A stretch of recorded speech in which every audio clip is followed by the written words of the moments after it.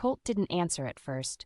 He wants to talk to you, but I need to know, does father know this about Sleipnir being his true son then? No, and I don't intend on telling him. Why? I asked, and Ben seemed irritated, drawing closer, so only we could hear his whispers. Because of the way it was done ain't right. My son was medically raped, Vida, and I had to be the one to help them do it, witness it. And he doesn't know and doesn't need to know. He's still got to raise his blood up, and did so as his own, and that's something that he never thought could happen. Colt spoke. He raised one of them. He has many, and he should know. I don't think he will hold it against you. Ben clenched his teeth a moment. Boy, my son finds me to have many faults. He blames me for his brother and much more. You have no knowledge of. But this one thing I can keep to myself. Colt looked to Ben, but didn't say anything. He just clicked to get diligence to pick up the pace. One of the searchers had seen something and called for him, leaving me and Ben side by side. Why did you say anything early? Because you didn't ask, and it wasn't the right time to bring it up. How would I know to ask without you telling me you knew something? Ben popped yet another bubble of gum. Precisely, you seem happy enough. Why bring worries that are not needed? Do you know why you were chosen in the first place? My line came from some of the first to be freed. Our line has always become stallion, till now. Colt is a good stallion. Don't miss my words, but he is not of our blood, so the line has ended. Sleipnir is the true stallion of the herd, but he went off with a wolf-pack woman, living among the bears, the animal type that nearly took you from life, not the place for son of a stallion. If he knew his line, he would have chosen differently. Even you, as a mare, has more right to your herd than Colt, but nevertheless, I myself don't possess no golden blood, as you call it.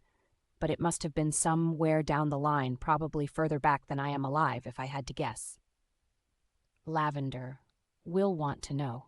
I told you this before. I would want to know, too, if you hadn't have told me. He snapped in a whisper. And tell her what, Vida? Tell her of her mother, rotting in a tube that I had to watch decay as I cared for that blasted tube like it actually held some hope of bringing her back to me. I should have destroyed it myself. His voice was still hushed, but it was cracking as he tried to hold back tears, but then he straightened himself. Well, now you know what you wished to know, and let's leave it at that. Then he fell back to where Henry was, and I thought he was going to talk to him, but then he went further back, walking behind the whole movement, and Marshal Henry trotted up next on Rose. Well, hey, sis. He smiled. Shh, I hushed him. What a conundrum, huh? What do you think Colt will do? I don't know, I'll talk to him later, but please don't say anything just yet. Henry put his hand up to his mouth like he was locking it, then threw the key over his shoulder. I'll talk to dear old Dad alone when he calms down, so I guess there's going to be a huge family reunion in the coming months. I nodded. We camped soon after and moved forward for over 3 weeks. Ben did little talking, just watching. This morning, something caught Colt's attention as he was coming back on diligence. I looked to him. What is it? I asked. The wolf tribe had little knowledge of our coming, so seeing us all, they thought perhaps something was happening, that war had come or famine in our land, but I reassured them all is well and that we are not looking for their welcome, we are just passing through, but we would like to talk to Alpha and they're permitting you and I to come into their camp. Great, I said smugly. I really didn't care for Alpha, but it was customary to show good faith in these instances, so the herd made camp for the day, since this would take the while, and Colt and I walked into the wolves' den area. The leader was always in a good fight for leadership, but not one had beaten Alpha, to my somewhat disappointment. The leader got the cave with his family, the others huts around the perimeter, and the wolves with their masters. Alpha had a few new scars and chunks from him with his toothy grin smelling the air. Colt, it is off to see you here without warning, and with your entirety of a herd and your mate. He came over to me, smelling the air around me, looking me up and down. What is the reason you are coming unto our land? Just passing through, I'd like to talk to you. There is a possibility of a fight, and we could use whoever you could spare. A fight, you say? You know, I'm always amused to help with a battle. Let me have fun, guessing the deer tribe was running past here, but they didn't stop to say why. And with your relationship with Firefly, I doubt she is your prey. Then there's us clearly, you couldn't beat us wolves. Then there's the sea people, easy pickings. But the women in our pack, some do come from there, so I'm not sure many would choose to fight in that battle. And you're smarter than to ask for help in that, the sky people. You would be on your own, us wolves, like battles on land. Are you going after another Harlts, then, that I could sink my teeth into?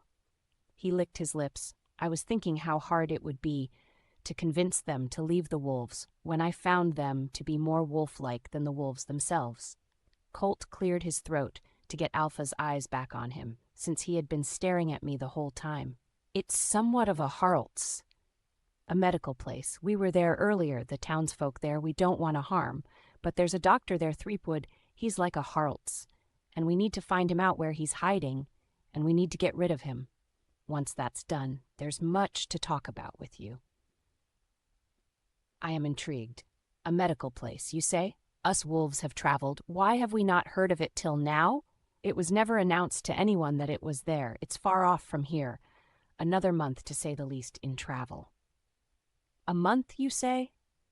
Us wolves travel fast. If you can keep up, we can cut that time down. Where's that second of yours?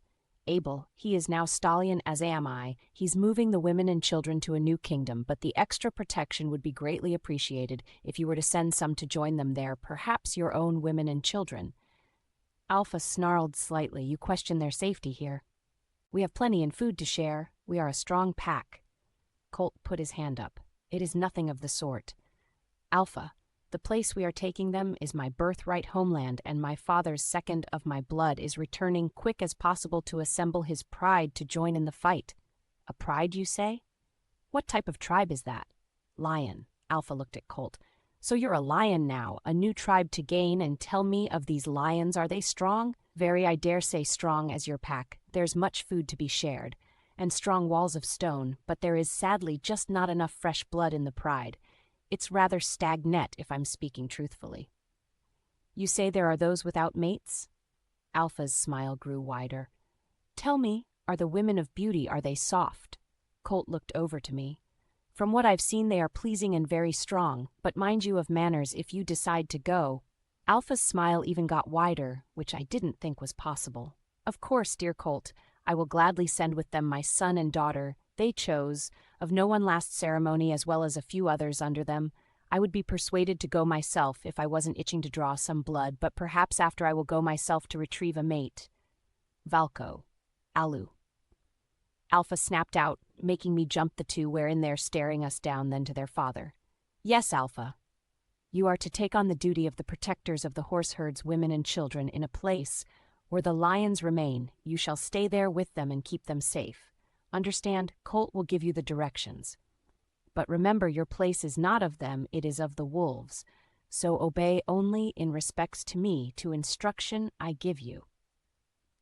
Yes, Alpha, they said together. Now take all the young pack members, only eligible pack members. Am not having no messes with the females, husbands of the pack. Understand, and when you arrive, bathe yourselves and behave yourself to their customs, unless it would do wrong by our pack. Yes, Alpha. When do we leave? Tonight, Colt spoke up. The herd has started to camp for the night. Oh, very well then. First light. Alpha looked to Colt again, who didn't say otherwise. Good. Now get the young pack together. The morning came from a cold night. The whole herd was uneasy with seeing the wolves, so full of vibrance. Colt looked to the herd, explaining the wolves would be helping in the fight, while some sent to the Lion Kingdom to watch over the herd's women and children as extra precaution, and Abira would be leading them to his kingdom. Abira stopped him. Wait, you don't expect me to leave you when there's a battle to be fought? I do. You're not of any age to be fighting, and you need to go call upon your pride for those who wish to help us take down Threepwood. We have one chance at this. If for any reason Traveler's words were not heard and the pack members needed someone to lead the way, as well as be sure they are welcomed. Enough. If I can ride a lion, I can ride a horse into war.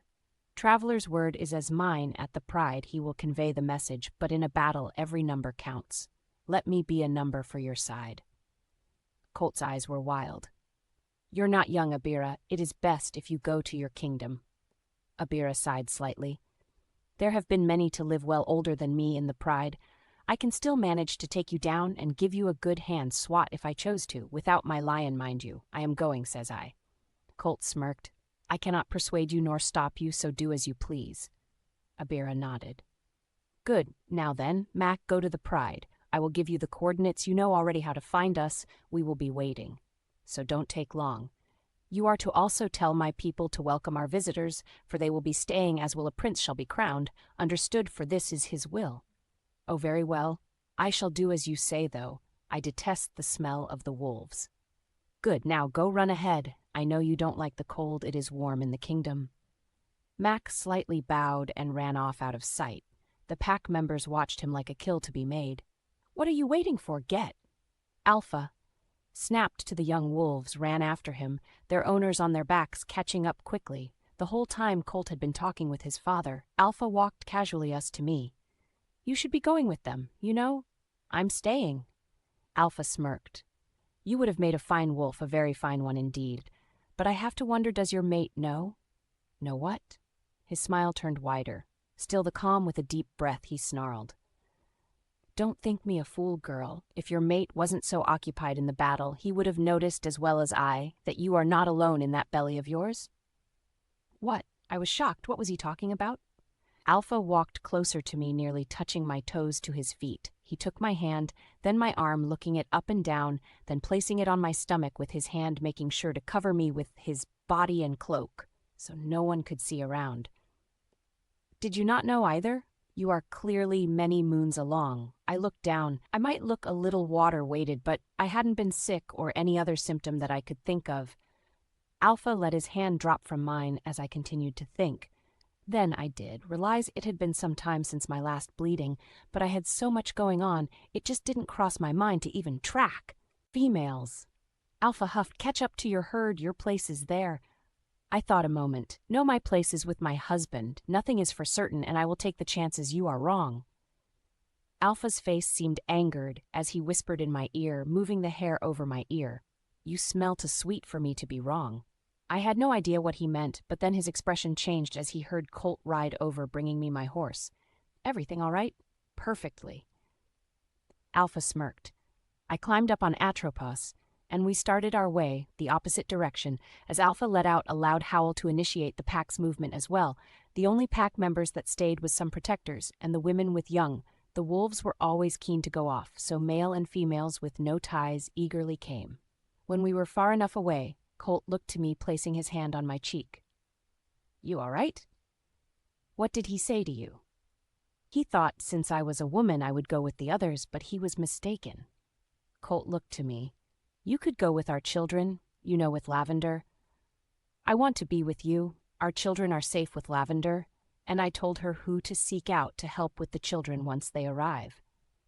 I am glad to have you by me. It will more than likely be little to no danger with all the past calamity. Threepwood hasn't had time to rebuild, and we shall find him. I doubt he can leave the city. We will have a lot to discuss with everyone at the meetup. We better be thinking of our words now. To True, my love,